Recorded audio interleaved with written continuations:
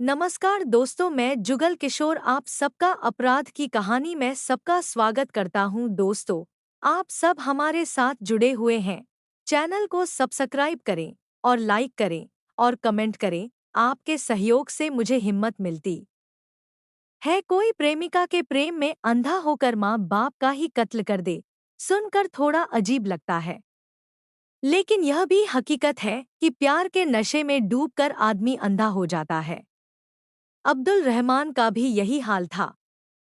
लेकिन अप्रैल 1928, 2018 को दिल्ली के कंट्रोल रूम को सूचना मिली कि जाकिर नगर की गली नंबर 7 में रहने वाले शमीम अहमद का दरवाज़ा अंदर से बंद है। काफ़ी आवाज़ें देने के बावजूद भी उनके कमरे से कोई प्रतिक्रिया नहीं हो रही। चूंकि यह मामला दक्षिण पूर्वी दिल्ली के थाना जामिया नगर के अंतर्गत आता है, इसलिए पुलिस कंट्रोल रूम से वायरलेस द्वारा यह सूचना थाना जामिया नगर को दे दी गई। सूचना मिलते ही थाना प्रभारी संजीव कुमार पुलिस टीम के साथ मौके पर पहुंच गए। वहां पर शमीम अहमद के बेटे अब्दुल रहमान के अलावा आसपास के लोग भी जमा थे। अब्दुल रहमान ने पुलिस को बताया कि कल रात खाना खाने के बाद उसके अम्मी अब्बू अपने कमरे में सोने के लिए चले गए थे, जबकि वह दूसरे कमरे में सो गया था। रोजाना उसके अम्मी अब्बू ही सुबह पहले उठते थे, वहीं उसे जगाते भी थे, लेकिन आज वह अभी तक नहीं उठे। मैंने काफी देर दरवाजा खटखटाया, इसके बावजूद भी अंदर से कोई आवाज नहीं आ रही। वहां मौजूद पड़ोसियों ने भी अब्दुल रहमान की हाँ में हाँ मिलाई। अब्दुल रहमान की बात सुनने के बाद थाना प्रभारी संजीव कुमार ने भी दरवाज़ा खटखटाया, लेकिन वास्तव में अंदर कोई प्रतिक्रिया नहीं हुई तो उन्हें भी शक होने लगा। तब उन्होंने लोगों की मौजूदगी में दरवाज़ा तोड़ दिया। दरवाज़ा तोड़ने के बाद जैसे ही पुलिस अंदर घुसी तो पहले कमरे में ही फर्श पर शमीम अहमद और उनकी पत्नी तस्लीम बानो की लाशें पड़ी थी। रहस्यमय मौतें। अम्मी और अब्बू की लाशें देखकर रहमान दहाड़े मार कर रोने लगा। पड़ोसी भी हतप्रभ थे कि दोनों की मौत कैसे हो गई। उनके शरीर पर किसी चोट आदि का निशान भी नहीं था। दोनों की मौत कैसे हुई उस समय इसका पता लगाना संभव नहीं था। थाना प्रभारी संजीव कुमार ने इस मामले की जानकारी डीसीपी चिन्नम बिश्वाल को दे दी, साथ ही क्राइम इन्वेस्टिगेशन टीम को भी मौके पर बुलवा लिया। थाना प्रभारी ने मौका मुआयना किया तो पता चला कि उस दरवाजे पर ऑटोमेटिक लॉक लगा हुआ था, जो अंदर और बाहर दोनों तरफ से बंद हो जाता था। उनके कमरे में 5.25 लाख रुपए की नकदी के अलावा ज्वेलरी भी मिली। इससे वहां पर लूट की संभावना नजर नहीं आई। कमरे में दो लोग सो रहे थे, दोनों की ही संदिग्ध मौत हो गई थी। ऐसा भी नहीं था कि उनकी मौत कमरे में मौजूद किसी जहरीली गैस की वजह से हुई हो, क्योंकि जब कमरे का दरवाज़ा तोड़ा गया था तो उस समय कमरे में किसी जहरीली गैस आदि की स्मेल भी नहीं आ रही थी। यानी उस समय कमरे में पर्याप्त मात्रा में ऑक्सीजन थी। लग रहा था कि उन दोनों के खाने में कोई जहरीली पदार्थ मिला दिया गया होगा। बहरहाल इन दोनों की मौत कैसे हुई यह पोस्टमार्टम के बाद ही पता लग सकता था। लिहाजा थाना प्रभारी ने जरूरी कार्रवाई करके दोनों लाशों को पोस्टमार्टम के लिए भेज दिया। डीसीपी चिन्मय बिश्वाल ने भी घटनास्थल का दौरा किया। अब्दुल रहमान शमीम अहमद का इकलौता बेटा था, वही उनके साथ रहता था। इसलिए पुलिस ने अब्दुल रहमान से कहा कि जब तक इस केस की जांच पूरी न हो जाए वह दिल्ली छोड़कर कहीं न जाए। 2 से 3 दिन बाद पुलिस को पोस्टमार्टम रिपोर्ट मिल गई। पोस्टमार्टम रिपोर्ट में बताया गया था कि उनकी मौत दम घुटने की वजह से हुई थी, यानी किसी ने उनका दम घोंटकर हत्या की थी। पुलिस इस बात का पता लगाने में जुट गई कि उनका कातिल कौन है। उधर मृतकों का बेटा अब्दुल रहमान थाने और डीसीपी ऑफिस के चक्कर काटकर अपने माता पिता के हत्यारे का पता लगाकर उसे गिरफ्तार करने की मांग कर रहा था। जबकि पुलिस अलग अलग तरीके से जांच कर केस को खोलने की कोशिश में लगी थी। इस दौरान थाना प्रभारी संजीव कुमार ने अब्दुल रहमान से भी 2 बार पूछताछ की थी, लेकिन उससे कोई क्लू नहीं मिल सका था। उनके यहाँ जिन जिन रिश्तेदारों या परिचितों का आना जाना था, पुलिस ने उन्हें भी थाने बुलाकर पूछताछ की। इतना ही नहीं, पुलिस ने उन पेशेवर हत्यारों को भी उठा लिया जो उस समय जेल से बाहर थे, लेकिन उनसे भी कोई जानकारी नहीं मिली। इधर मामले को लेकर पुलिस भी परेशान थी।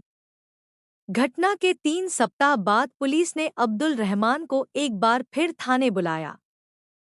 थाना प्रभारी और इंस्पेक्टर भारत कुमार की टीम ने उससे फिर पूछताछ की। सख्ती से की गई पूछताछ में अब्दुल रहमान ने अपना मुंह खोलते हुए कहा कि अपने माँ बाप का हत्यारा मैं ही हूँ। मैंने ही अपने दोस्तों के साथ उनकी हत्या की थी। उसकी बात सुनकर एक बार तो पुलिस भी आश्चर्यचकित रह गई कि वह अपने माँ बाप का इकलौता बेटा था, तो ऐसी क्या बात हो गई कि घर के इसी चिराग ने अपने माँ बाप का ही खून कर दिया। पुलिस ने अब्दुल रहमान से माँ बाप की हत्या करने की वजह जानने के लिए पूछताछ की, तो उसने उनकी हत्या की जो कहानी बताई वह हैरान करने वाली थी। फेसबुक की दोस्त बनी महबूबा अब्दुल रहमान अपने माँ बाप की इकलौती संतान था। पिता शमीम अहमद और मां तस्लीम बानो ने उसे हमेशा अपनी पलकों पर बिठा कर रखा था। वह उसकी हर फरमाइश पूरी करते थे। माँ बाप का लाडला अब्दुल रहमान पढ़ाई में भी होशियार था। उसका माइंड क्रिएटिव था, इसलिए उसने एनिमेशन में डिप्लोमा किया। माँ बाप चाहते थे कि उनके बेटे की कहीं अच्छी जगह नौकरी लग जाए। शमीम अहमद ने करीब 1.5 साल पहले उसकी शादी कर दी थी, लेकिन किसी वजह से उसकी पत्नी से नहीं बनी। दोनों के विचारों में विरोधाभास था, इसलिए उसने पत्नी को तलाक दे दिया। इसके बाद फेसबुक के माध्यम से अब्दुल रहमान की दोस्ती कानपुर की रहने वाली एक लड़की से हो गई। यह दोस्ती इतनी गहरी हो गई कि दोनों ही एक दूसरे को दिलोजान से चाहने लगे। यहाँ तक कि दोनों शादी के लिए भी तैयार हो गए। लड़की ने कह दिया कि वह उसके लिए अपने घर वालों तक को छोड़ने के लिए तैयार है। अब बात अब्दुल रहमान को फाइनल करनी थी। वह तो तैयार था, लेकिन उसे उम्मीद थी कि शायद उसके घर वाले कानपुर वाली उसकी दोस्त से शादी करने के लिए तैयार नहीं होंगे। फिर भी अब्दुल रहमान ने अपने माता पिता से कानपुर वाली अपनी दोस्त के बारे में बताया और कहा कि वह उससे शादी करना चाहता है। शमीम अहमद ने साफ कह दिया कि वह अपनी बिरादरी की लड़की के साथ ही उसकी शादी करना पसंद करेंगे, इसलिए कानपुर वाली उस लड़की को वह भूल जाए। उसके साथ उसकी शादी नहीं हो सकती। माँ बाप पर भारी पड़ी प्रेमिका पिता ने जितनी आसानी से भुला देने वाली बात कही थी, वह अब्दुल रहमान के लिए उतनी आसान नहीं थी। बहरहाल घर वालों की बातों को दरकिनार करते हुए वह अपनी उस फेसबुक फ्रेंड के संपर्क में बना रहा। इतना ही नहीं, वह उससे मिलने भी जाता था। इसी दौरान घर वालों ने अब्दुल रहमान की दूसरी शादी कर दी। घर वालों के दबाव में उसने शादी कर जरूर ली थी, लेकिन उसके दिल में तो उसकी कानपुर वाली प्रेमिका बसी हुई थी। दूसरी शादी हो जाने के बाद भी वह अपनी प्रेमिका को नहीं भूला था। वह एक कॉल सेंटर में नौकरी करता था, इसलिए प्रेमिका को महंगे गिफ्ट आदि देने और उससे मिलने के लिए कानपुर जाता रहता था। वह अब्दुल रहमान पर शादी के लिए दबाव डाल रही थी। वह भी सोचता था कि यदि प्रेमिका ही उसकी पत्नी बन जाए तो उसका जीवन हंसी खुशी से बीतेगा। लेकिन इस काम में सबसे बड़ी रुकावट उसके माँ बाप ही थे। अब्दुल रहमान ने एक बार फिर से अपने माँ बाप को मनाने की कोशिश की कि वह उसकी कानपुर वाली दोस्त के साथ उसकी शादी कर दें। लेकिन शमीम अहमद ने बेटे को न सिर्फ जमकर फटकार लगाई बल्कि हिदायत भी दी कि वह उस लड़की को भूलकर अपनी घर गृहस्थी में ध्यान लगाए। अब्दुल रहमान की कोशिश नाकाम हो चुकी थी, पर वह हारना नहीं चाहता था।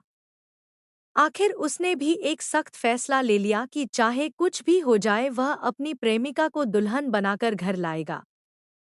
इसके लिए उसने अपने माँ बाप को रास्ते से हटाने का फैसला ले लिया। यानी प्रेमिका की खातिर उसने माँ बाप तक की हत्या करने की ठान ली। इतना बड़ा काम वह खुद नहीं कर सकता था। इस बारे में उसने दिल्ली के नांगलोई इलाके के रहने वाले अपने दोस्त नदीम खान 32 और गुड्डू से बात की। दोनों 2.5 लाख रुपए में यह काम करने के लिए तैयार हो गए। तीनों ने शमीम अहमद और तस्लीम बानो की हत्या करने की पूरी योजना बना ली। योजना के अनुसार अप्रैल के 27 से 28 की रात नदीम खान और गुड्डू जाकिर नगर इलाके में आ गए।